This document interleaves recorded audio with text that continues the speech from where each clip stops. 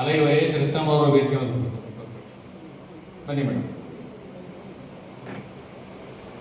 ಅರ್ಜುನ ತೀರ್ಥಯಾತ್ರೆಯ ಸಂದರ್ಭದಲ್ಲಿ ಮದ್ದೂರಿಗೆ ಬಂದು ನರಸಿಂಹನ ದರ್ಶನಕ್ಕಾಗಿ ತಪಸ್ಸನ್ನ ಕೈಗೊಂಡಂತ ಸಂದರ್ಭದಲ್ಲಿ ಬ್ರಹ್ಮ ನರಸಿಂಹನ ವಿಗ್ರಹವನ್ನ ಕೆತ್ತಿ ಇಲ್ಲಿ ಪ್ರತಿಷ್ಠಾಪನೆ ಮಾಡಿದ್ರು ಅಂತ ಹೇಳಿ, ಹಾಗಾಗಿ ಈ ಮದ್ದೂರಿಗೆ ಅರ್ಜುನಪುರಿ ಅಂತಲೂ ಸಹ ಹೆಸರಿದೆ. ಮರಗಳ ತೋಪಿನ ಊರು ಅಂತ ಕರೀತಾರೆ. ಟಿಪ್ಪು ಸುಲ್ತಾನ್ ತನ್ನ ಆಳ್ವಿಕೆಯ ಕಾಲದಲ್ಲಿ ಮದ್ದು ಗುಂಡುಗಳನ್ನ ಸಂಗ್ರಹಿಸಿದಂತ ಒಂದು ಸ್ಥಳ. ಹಲವಾರು ಪೌರಾಣಿಕ ಗೋವಿನಾಡು ಪದ್ಯ ಬರೆದಿದ್ದು ಇಲ್ಲೇನೆ, ಇದೇ ವೈದ್ಯನಾಥಪುರದಲ್ಲಿ. ಹಲವಾರು ಐತಿಹಾಸಿಕ ಪೌರಾಣಿಕ ಸಾಕ್ಷಿಗಳಿಗೆ ಒಂದು ಒಂದು ಮೆಚ್ಚುಗೆ ಸೂಚಿಸ್ತಕ್ಕಂಥ ಒಂದು ಗ್ರಾಮ ಈ ಮದ್ದೂರು. ಇಂಥ ಮದ್ದೂರಿನಲ್ಲಿ ಹಲವಾರು ಸೇವಾ ಸಂಸ್ಥೆಗಳು ಕಾರ್ಯಗಳನ್ನು ನಿರ್ವಹಿಸ್ತಾ ಇದ್ದಾರೆ. ಅದರಲ್ಲಿ ಇತ್ತೀಚೆಗೆ ಕಳೆದ 2 ವರ್ಷದಿಂದ, ಇದು 3ನೇ ವರ್ಷ, ನಮ್ಮ ಅಂತಾರಾಷ್ಟ್ರೀಯ ಅಲಯನ್ಸ್ ಸಂಸ್ಥೆ ಮುಂಚೂಣಿಯಲ್ಲಿದೆ.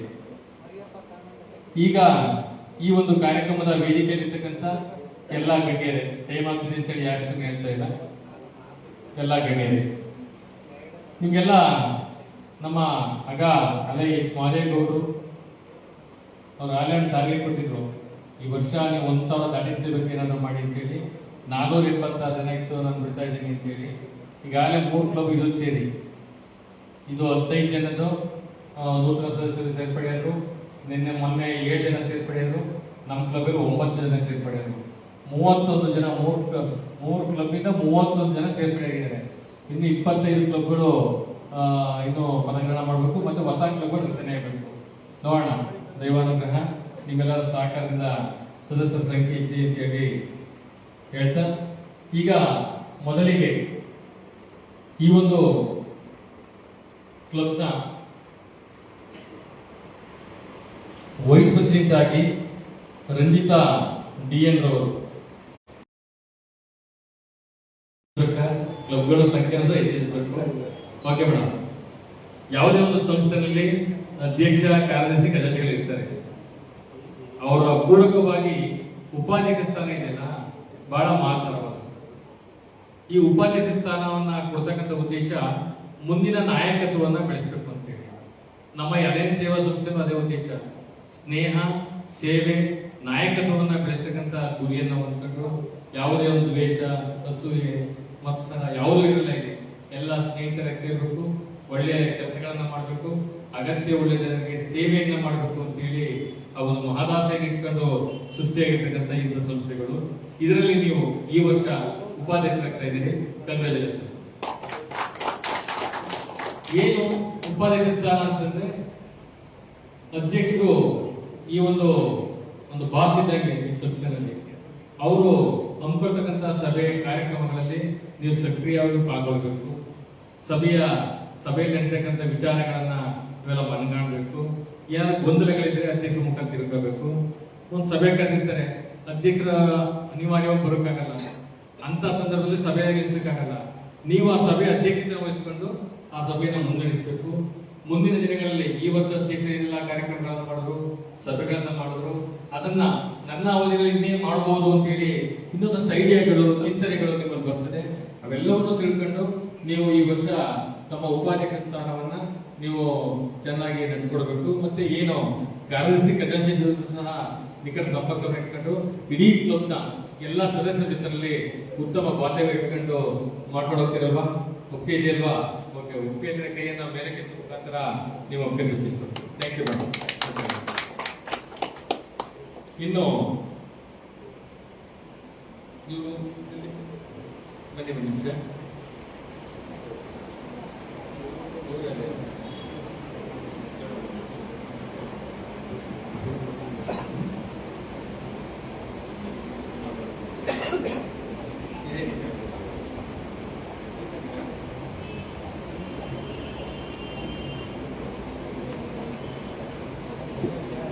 ರಮೇಶ್ ಅಣ್ಣ ಬನ್ನಿ. ಆದ್ಮೇಲೆ ನೀವು ಉಪಾಧ್ಯಕ್ಷರಂತೆ ಹೆಸರಿದ್ದು ನೋಡಿದೆ. ನಮ್ಗೆ ಆತ್ಮೀಯರು ರಮೇಶ್ ಅಣ್ಣ ಕಳೆದ 25 ವರ್ಷದಿಂದಲೂ ಸಹ ನಂಗೆ ಪರಿಚಯ ಇರ್ತಕ್ಕಂಥವ್ರು. ಈಗ ರಂಜಿತಾ ಮೇಡಮ್ ಹೇಳಿದೆ, ನಾವೆಲ್ಲವನ್ನೂ ಸಹ ನೀವು ಪಾಲನೆ ಮಾಡಬೇಕು. ಮುಂದಿನ ದಿನಗಳಲ್ಲಿ ನೀವು ನಾಯಕತ್ವವನ್ನು ವಹಿಸ್ಕೊಳ್ಳೋ ಕ್ಲಬ್ನಲ್ಲಿ ಇದೆಲ್ಲ ಒಪ್ಪಿಗೆ ಇದೆ ಅಲ್ವಾ? ಹಾಗಾಗಿ ನಿಮ್ಮನ್ನು ಒಪ್ಪಿಗೆ ಈ ಥರ ಸೂಚಿಸುವ ಮುಖಾಂತರ ಉಪಾಧ್ಯಕ್ಷರಾಗಿ ಆಯ್ಕೆ ಇನ್ನು ಖಜಾಂಚಿ ಬನ್ನಿ. ಅದೇನೆ ಖಜಾಂಚಿ ಕರೀತಾರೆ ಶಿವಣ್ಣಗೌಡರನ್ನ. ಬಂದಿಲ್ಲ ಅವರು? ಓಕೆ, ಯಾರು ಜಾಯಿಂಟ್ ಸೆಕ್ರೆಟರಿ?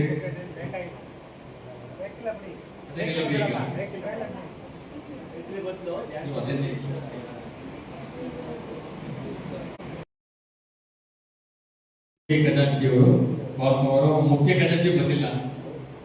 ಮೇಯ್ನು ಈಗ ತಿಳ್ಕೊಳ್ಳಿ ಸರ್, ಈ ಮೇಯ್ನ್ ಕ್ಲಬ್ ಬಹಳ ಆರ್ಥಿಕವಾಗಿ ಯಾವ ರೀತಿ ಇದೆ ಮತ್ತೆ ಈ ವರ್ಷದ ಖರ್ಚು ವೆಚ್ಚಗಳನ್ನ ಹೇಗೆ ಸಿದ್ಧಗೊಳಿಸಬೇಕು, ಹೇಗೆ ಸಂಗ್ರಹಿಸಬೇಕು, ಇಡೀ ಜಿಲ್ಲೆಗೆ ಅಂತಾರಾಷ್ಟ್ರೀಯಕ್ಕೆ ಹೇಗೆಲ್ಲ ಶುಲ್ಕಗಳನ್ನ ಪಾವತಿ ಮಾಡಬೇಕು, ಇದೆಲ್ಲ ಸಂಪೂರ್ಣ ವಿಚಾರವನ್ನ ಖಜಾಂಚಿ ಮತ್ತೆ ಜಾಯಿಂಟ್ ಟ್ರೆಜರರ್ ಇಬ್ರು ತಿಳ್ಕೊಂಡಿದ್ದ.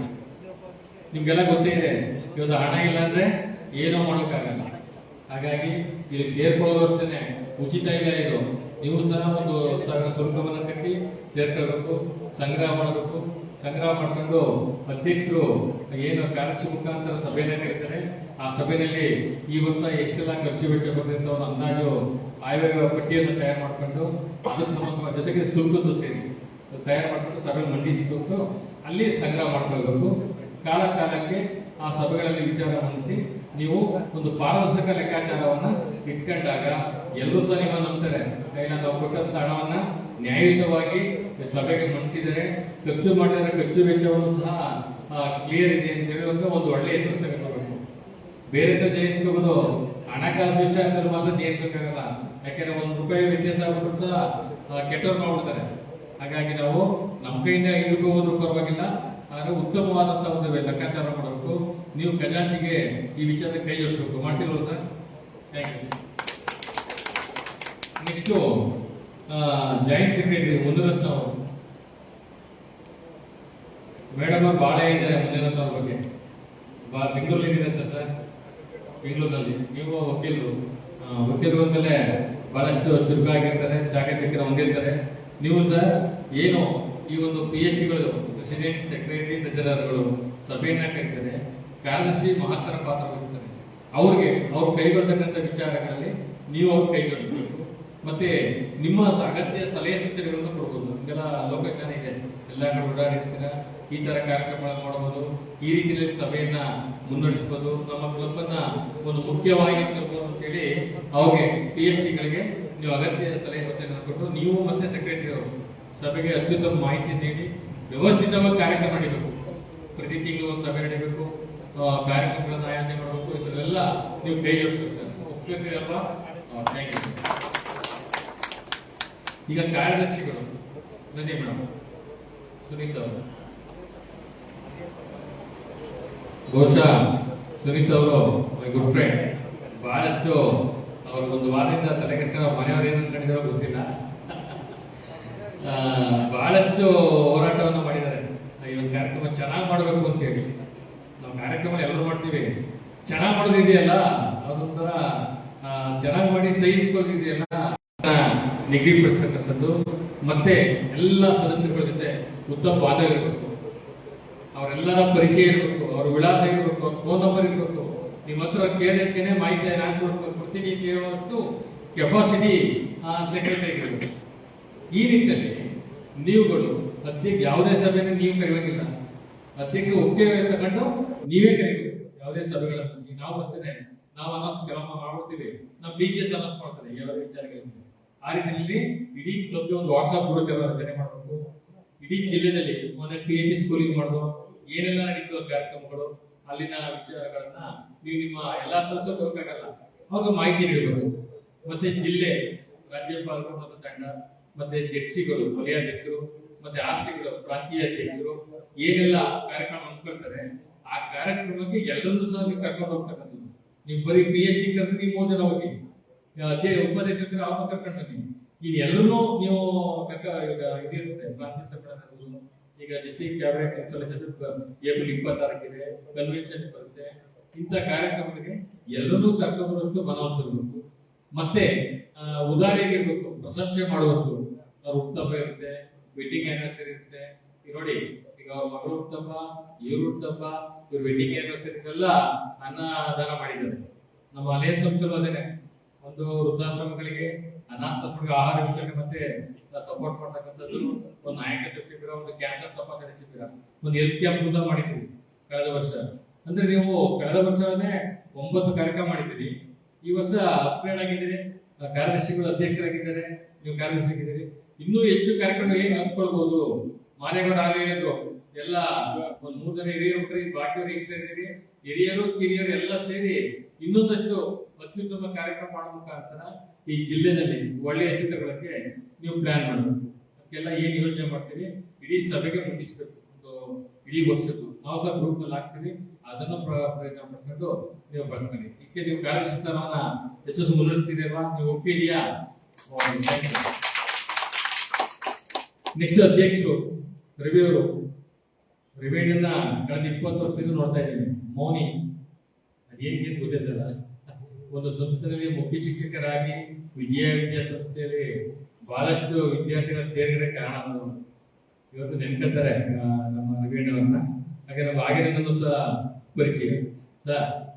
ಕಳೆದ ವರ್ಷ ಇತ್ತು ಸರ್ ಅಧ್ಯಕ್ಷ ಕಾರ್ಯದರ್ಶಿ ಸ್ಥಾನ, ಚೆನ್ನಾಗಿತ್ತು. ಈ ವರ್ಷ ವೆರಿ ಗುಡ್. ಇದು ಬರಬೇಕು ಮೊದಲು.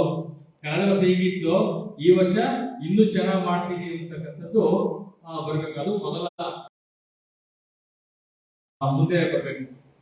ಯಾವುದೇ ಒಂದು ಗುಂಪುಗಾರಿಕೆ ಆಗಬಾರ್ದು, ಅಸಮಾಧಾನ ಆಗಬಾರ್ದು, ಏನ್ ಬೇಸರ ಆಗುವಂತ ಘಟನೆಗಳು ನಡೀಬಾರ್ದು. ಇದು ಮೊದಲನೇದು. ಎರಡನೇದು, ಯಾವ ತಿಂಗಳಿಗೆ ಒಂದು ಸಭೆ ಮಾಡಕ್ಕೆ ಹೇಳಿದ್ದೀವಿ. ಒಂದು ಜನರಲ್ ಬಾಡಿ ಮೀಟಿಂಗ್ ಅಂತ ಹೇಳಿ, ಒಂದು ಸಾಮಾನ್ಯ ಸಭೆ, ಒಂದು ಬೋರ್ಡ್ ಆಫ್ ಡೈರೆಕ್ಟರ್ ಮೀಟಿಂಗ್ ಅಂತ. ಆ 2 ಸಭೆನ ಒಂದೇ ದಿನದಲ್ಲಿ, ಒಂದು ಅರ್ಧ ಗಂಟೆ ಮುಂಚಿತವಾಗಿ ಬೋರ್ಡ್ ಆಫ್ ಮೀಟಿಂಗ್, ಆ ನಂತರ ಜನರಲ್ ಬಾಡಿ ಮೀಟಿಂಗ್. ಒಂದು ಡೇಟ್ ಅನ್ನ ಫಿಕ್ಸ್ ಮಾಡ್ಕೊಳ್ಬೇಕು. ಆ ಡೇಟ್ ಅನ್ನ ಪ್ರತಿ ತಿಂಗಳು ಅವ್ರಿಗೆ ಒಂದೇ ಡೇಟ್ ಫಿಕ್ಸ್ ಮಾಡ್ಕೊಂಡು ತಿಂಗಳ ಚೇಂಜ್ ಮಾಡ್ಕೊಂಡ್ರೆ ಬೇರೆ.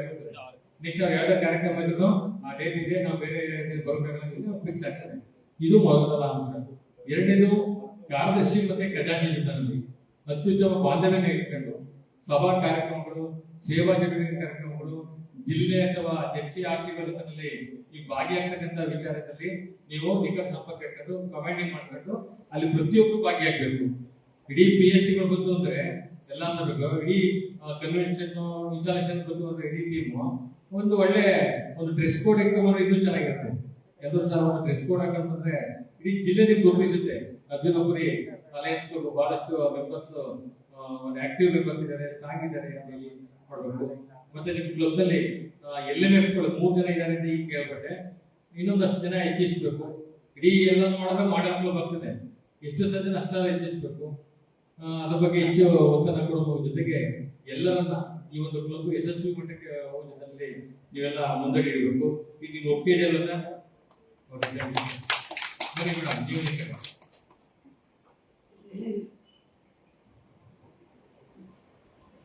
ಇದೀಗ ತಾನೇ ನಿಮ್ಮೆಲ್ಲರ ಮುಂದೆ ಅಧ್ಯಕ್ಷರು, ಕಾರ್ಯದರ್ಶಿಗಳು ಮತ್ತೆ ಖಜಾಂಚಿಗಳು, ಈ 3 ಮತ್ತೆ ಉಪಾಧ್ಯಕ್ಷರು, ಇನ್ನೊಂದು PRO ಮಾಡಬೇಕಿತ್ತು. ಅದೊಂದು PRO ಮಾಡ್ಕೊಂಡ್ರೆ ನಿಮ್ ಕ್ಲಬ್ ಆಕ್ಟಿವಿಟೀಸ್ ಅನ್ನ ಸ್ಪ್ರೆಡ್ ಮಾಡಬೇಕು. ನಮ್ಮ ವಾಟ್ಸ್ಆಪ್ ಗ್ರೂಪ್ಗಳಲ್ಲಿ, ಜಿಲ್ಲಾ ಗ್ರೂಪ್, ನಿಮ್ಮ ಗ್ರೂಪ್ ಅಲ್ಲಿ ಮಾಡ್ಕೊಳ್ಳಿ.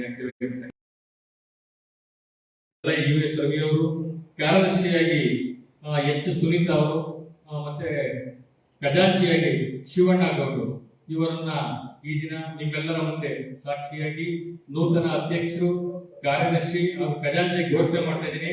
ನೀವೆಲ್ಲ ಚಪ್ಪಾಳೆ ಮುಖಾಂತರ ಬೆಂಬಲಿಸಬೇಕು ಅಂತ ಹೇಳ್ಕೊಂಡು ಇದೀಗ ನೀವು ಮನೆ ಬಂದಿದ್ದೀರಾ? ಓಕೆ ಸರ್, ಬನ್ನಿ ಸರ್, ಮುಂದೆ ಬನ್ನಿ.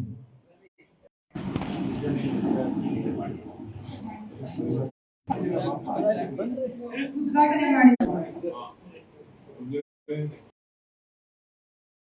ನಾನು ಆತ್ಮೀಯವಾಗಿ ಕಾರ್ಯಕ್ರಮಕ್ಕೆ ಸ್ವಾಗತವನ್ನು ಕೋರ್ತಾ ಇದ್ದೇನೆ.